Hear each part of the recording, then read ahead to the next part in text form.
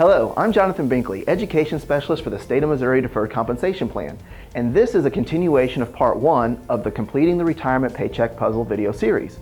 In this video, I'll discuss BackDROP, which is a component of the Defined Benefit Plan.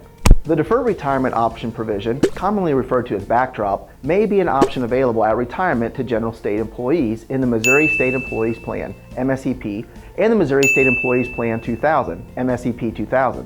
This option provides a way for you to receive a lump sum payment at retirement in addition to your ongoing monthly benefit. BackDROP is a common water cooler topic among state employees. It often produces many questions and confusion, but what's most important to understand about BackDROP, if you qualify, is that it's just an alternate way to pay out your pension benefit. When you reach your normal retirement eligibility date, you can retire, at which point you'll begin receiving a retirement benefit, or you can choose to continue working. If you work at least 2 years past that normal retirement eligibility date, you then become eligible to receive BackDROP, though you are not required to take it. Now, let's take a look at how BackDROP works. Your normal retirement date is when you are eligible for full retirement benefits. There are multiple ways you can reach your normal retirement date, but the most common one discussed is 80 and out. This occurs when your years of service plus your age equal 80. Again, once you have worked at least 2 years past your normal retirement date, you will have an option on how these years are paid out to you for retirement purposes. For instance, if you continue to work 3 years past your normal retirement date, as this example shows, you can choose when your official BackDROP date begins. Your BackDROP date is simply the starting date of your BackDROP calculation period. Your BackDROP date can either be on or after your first eligible retirement date. In this example, you could choose for your BackDROP date to be on your retirement eligibility date. If you did, your BackDROP period will be 3 years. Again, keep in mind, BackDROP is simply an alternate way for you to receive your retirement benefit. For a 3-year BackDROP period, you would expect to receive a larger BackDROP payment and smaller monthly retirement benefit than if you waited a year. Doing that would result in a 2-year BackDROP period, which produces a smaller BackDROP payment but a larger retirement benefit because it adds a year of service to the monthly base benefit calculation discussed earlier.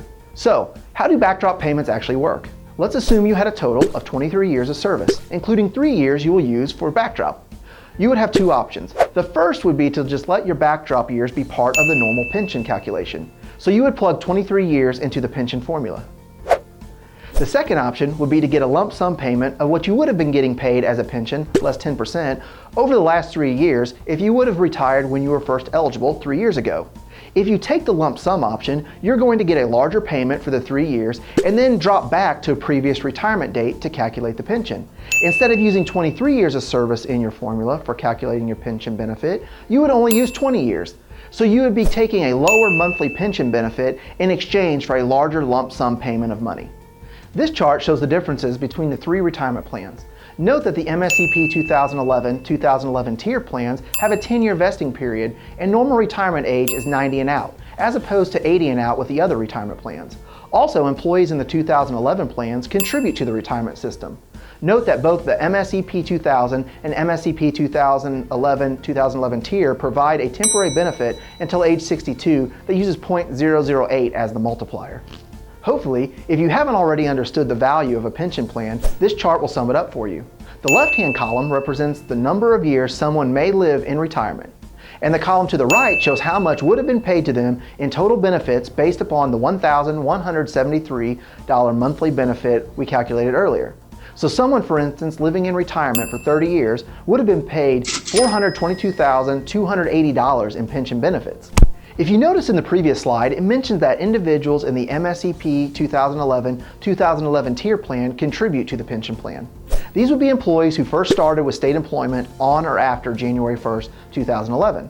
The employees in this plan contribute 4% of their salary to the pension plan. Though they have to contribute, there is still a lot of value for them in the pension plan. Let's look at an example of an employee in the MSEP 2011-2011 tier plan.